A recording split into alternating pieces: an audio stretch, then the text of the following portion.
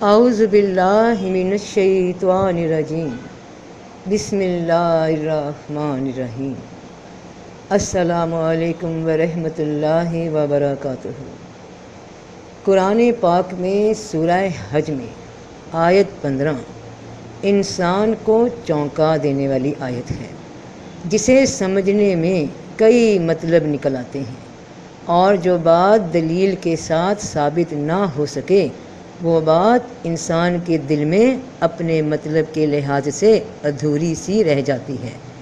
جب بات سمجھ ہی نہ آئے تو اس کا مطلب کیا نکل سکے گا؟ میں آپ کو کوئی ایسی بات بتاؤں جس کے متعلق میں خود بھی شور نہ ہوں، مجھے خود بھی مکمل اس کی سمجھ نہ آئے تو میں آپ کو کیا سمجھا سکوں گی؟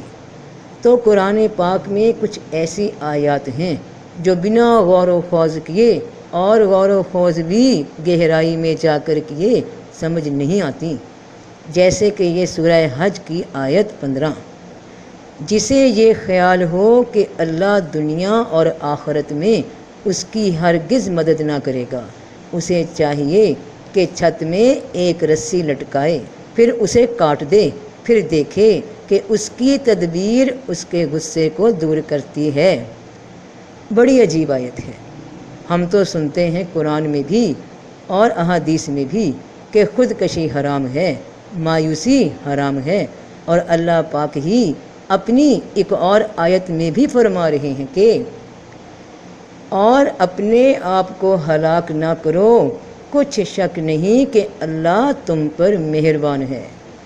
تو پھر جس کو یہ خیال آیا کہ اللہ مہربان ہی نہیں، مدد کرنے والا نہیں، نہ دنیا میں نہ آخرت میں، تو وہ پھر چھت پہ رسی لٹکائے، پھندا بنائے اور پھر اس کو کاٹ دے، اور پھر دیکھے بھی۔ اب جو پھندا جھول گیا وہ کیا دیکھے گا؟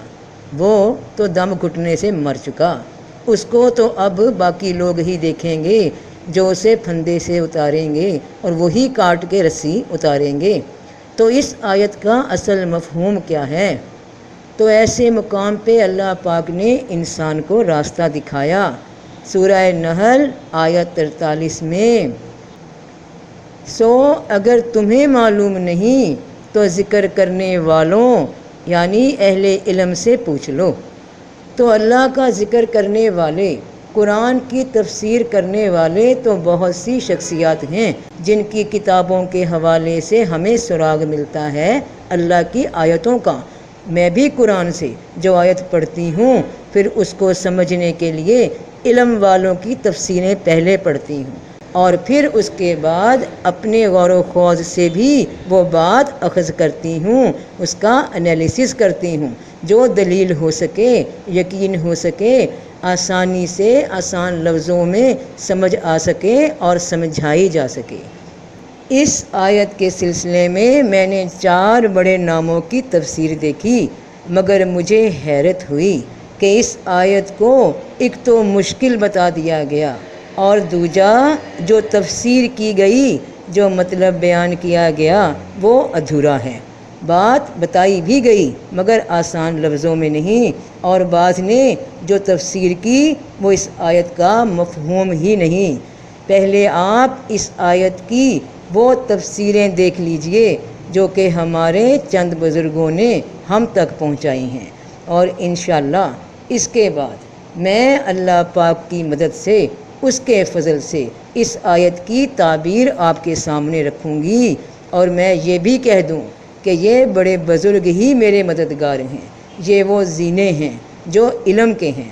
ایک ایک قدم انسان ان کے علم کی روشنی میں ہی قدم بڑھاتا ہے، اور پھر اپنے دماغ سے انالیسس کرتا ہے اور بات بیان کرتا ہے۔ میں ان سب کی بہت عزت کرتی ہوں، اور ان کی کتابوں سے، ان کے تجربات سے، ان کے علم سے سیکھ کر پھر اپنے دماغ کو استعمال کرتی ہوں، اور پھر جو نتیجہ مجھے فطرت کے قریب ترین محسوس ہوتا ہے وہ تم لوگوں کو بیان کرتی ہوں۔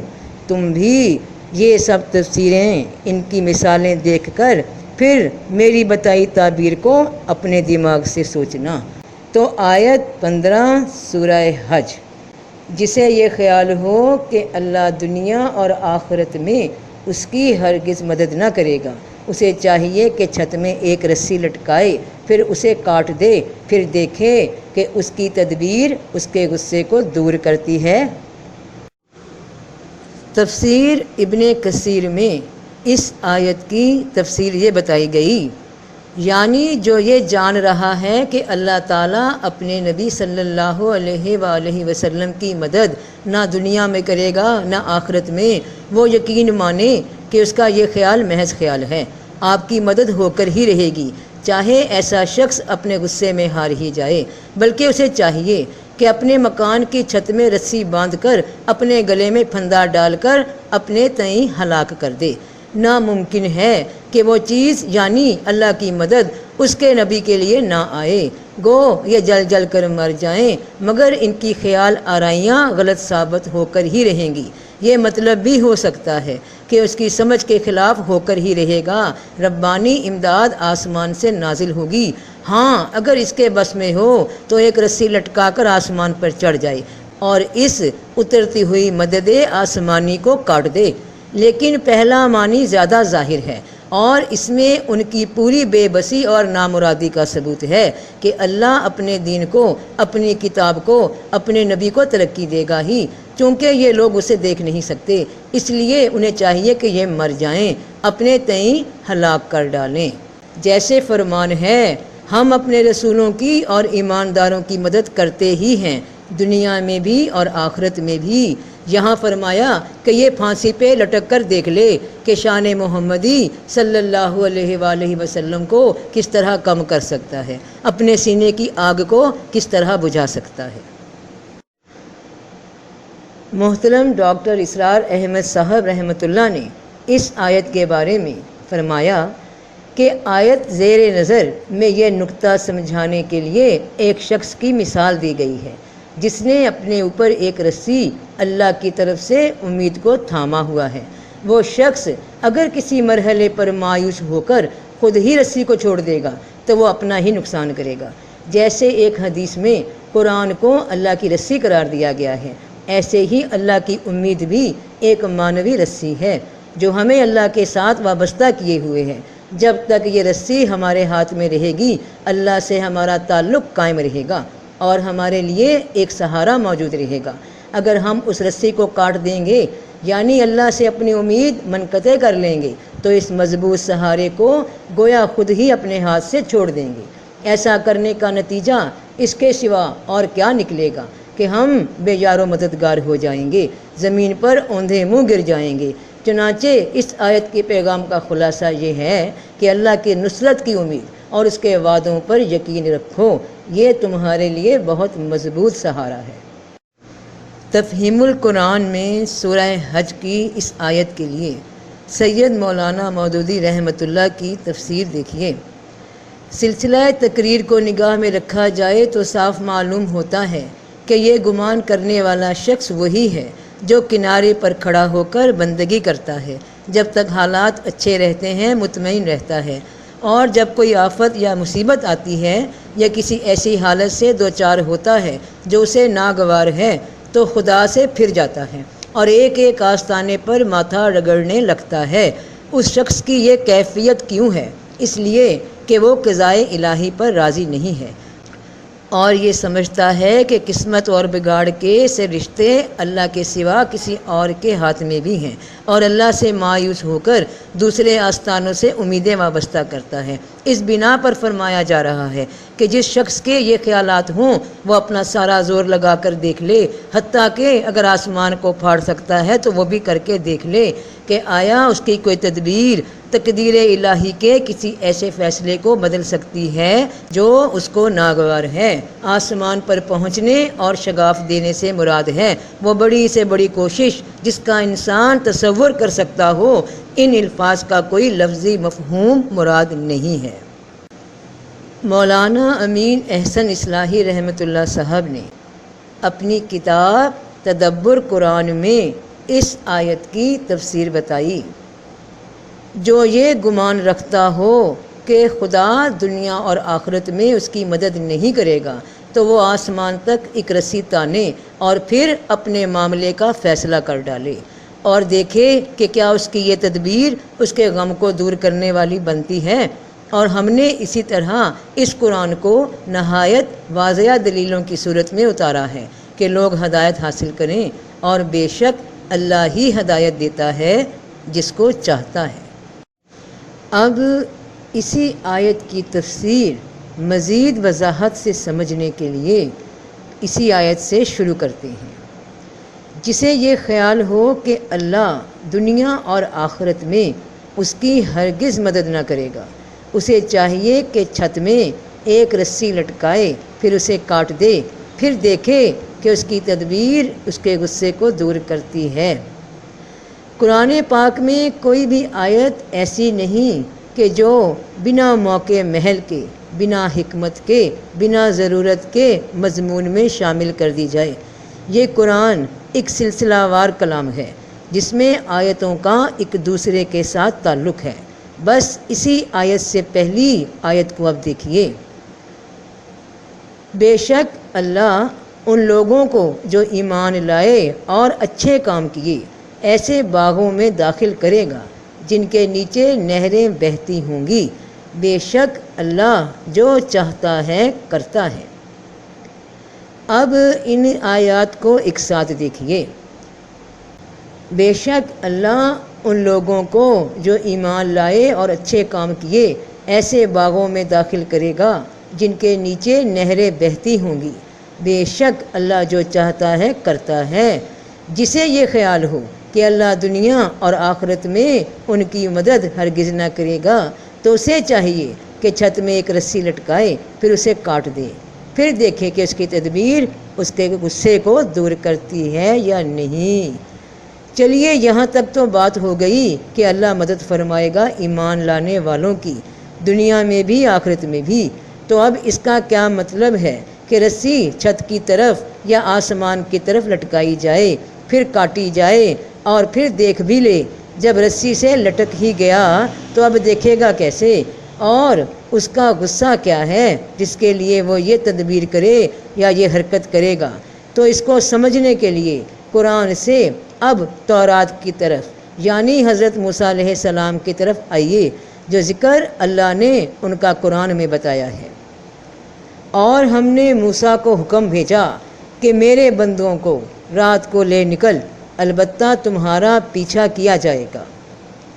پھر فرعون نے شہروں میں جمع کرنے والے بھیجے کہ یہ ایک تھوڑی سی جماعت ہے اور انہوں نے ہمیں بہت غصہ دلایا ہے۔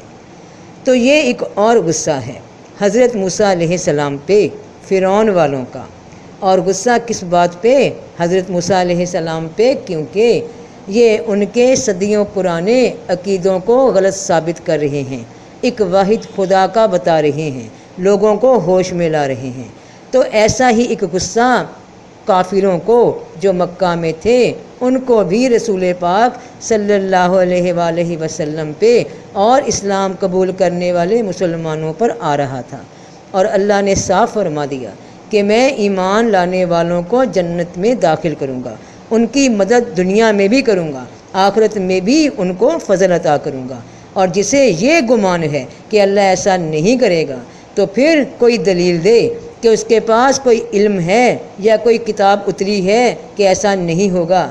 تو تم پھر کوشش کر کے دیکھ لو کوئی دلیل لانے کی، آسمان تک، اللہ کی دلیل تک، اللہ کے قانون تک پہنچ جانے کی، اس میں دخل دے کر دیکھ لو اگر تم یہ سب روک سکتے ہو۔ تو سورہ احزاب آیت 33۔ اور اللہ نے کافروں کو ان کے غصے میں بھرا ہوا لوٹایا، انہیں کچھ بھی ہاتھ نہ آیا، اور اللہ نے مسلمانوں کی لڑائی اپنے ذمے لے لی، اور اللہ طاقتور غالب ہے۔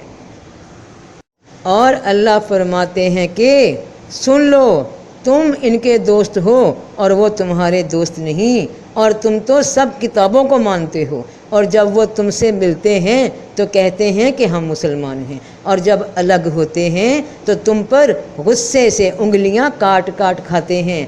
کہہ دو تم اپنے غصے میں مرو، اللہ کو دلوں کی باتیں خوب معلوم ہیں۔ یہ ہے وہ غصہ، یہ ہے اس غصے کی تدبیر میں جو وہ کافر کرتے ہیں۔ چاہتے ہیں کہ مسلمانوں پہ ہر قسم کی نعمت، ہر فضل، ہر رحمت بند ہو جائے، زمین سے بھی اور آسمان سے بھی۔ اگر تمہیں کوئی بھلائی پہنچے تو انہیں بری لگتی ہے، اور اگر تمہیں کوئی تکلیف پہنچے تو اس سے خوش ہوتے ہیں۔ تو مسلمانوں کو پہنچنے والی جو آسانیاں ہیں اللہ پاک کی جانب سے، زمین میں بھی اور آسمان میں بھی، اس دنیا کی بھی اور آخرت کی بھی، تو کفر کو مخاطب کر کے فرمایا گیا کہ پھر روک کے دکھا دو، زمین پہ بھی اللہ کے اس فضل کو جو مسلمانوں پہ ہے، اور آسمان سے بھی آنے والی رحمت کو جو اللہ کے کلام کی شکل میں آ رہی ہے۔ اللہ کی رسی روک سکتے ہو تو روک دو، کاٹ دو۔ اس آیت میں کہیں بھی کسی فرد کو مخاطب کر کے یہ نہیں کہا گیا کہ کوئی گلے میں رسی ڈالے اور رسی چھت پہ لٹکا دے، کیونکہ اس آیت کے الفاظ ہیں بی سببن الی السماء، آسمان کی جانب رسی لٹکا لے آسمان کو، کیونکہ چھت بھی کہا جاتا ہے، تو اس میں معنی عام چھت کے لے لیے گئے۔ تو یہ تھی اس آیت کی بڑی سیدھی سی تعبیر۔ تو سب کا بھلا، سب کی خیر۔ جیتے رہو بہن بھائیوں، بیٹے بیٹیوں، فی امان اللہ۔